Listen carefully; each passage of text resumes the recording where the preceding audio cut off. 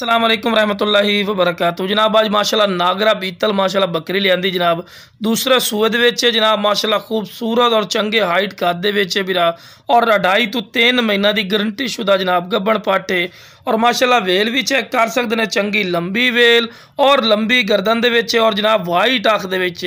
ते खूबसूरत और नायाब तोहफे ने ते बंदे नूं नाल खड़ा करने का मकसद भी बिरा ये होंदा है कि नाल दे नाल तुहानूं हाइट कद दा भी पता लगे और माशाल्लाह चंगी लंबी वेल च और खूबसूरत माशाल्लाह चीज़ है ते रेट भी बिल्कुल जायज़ और मकूल उसी। अगर ये नाल दे बिरा तुसीं मंडी चले जाओ या किसी अयाली को पूछो कम अज़ कम तुहानूं 70-75 हज़ार रुपए तो घट नहीं देंदे, लेकिन बिरा अपना बिल्कुल जायज़ और मकूल राइट ने ते माशाल्लाह बिल्कुल बरीक पशम दे विच ने चंगे लंबी वेल बिल्कुल बराबर दा थल्ला दोम वेखो बिल्कुल तीर वाली कार सीधी और कन्ना दे लापर भी चेक कर सकते हैं, चंगे लंबे कान कोई ऐसा पॉइंट नहीं बिरा जिहड़ा कम होवे, हर पॉइंट वालू माशाल्लाह A+ है। तो शुरू तो जनाब जानवर नूं चारा भी नाल दे नाल खवा के विखाईने कि तुहानूं पता लगे कि सेहतमंद और माशाल्लाह एक्टिव है और सेहतमंद और डबल हड्डी माशाल्लाह पाठी ने और नागरा बीतल माशाल्लाह बकरा पिया जिस तू एक क्रॉस होई है ते खूबसूरत चीज़ ने ते रेट इंशाल्लाह बिरा पहले कॉल कर सी